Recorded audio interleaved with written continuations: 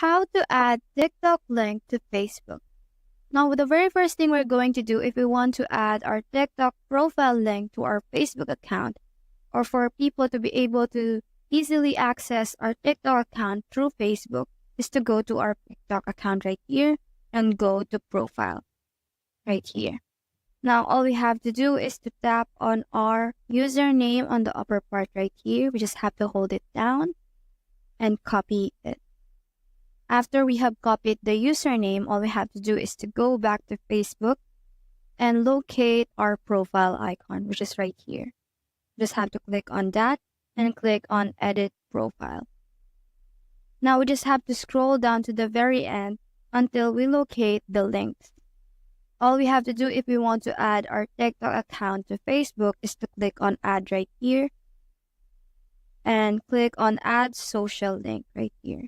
Now we just have to define what category of social media we're going to add. Let's say TikTok right here. Now we just have to paste the username that we have copied from our TikTok account and hit on check. After that, we just have to save everything that we have done. And now, as you can see, our TikTok account has been added to our Facebook. So that's how to add TikTok link to Facebook. Hope we helped.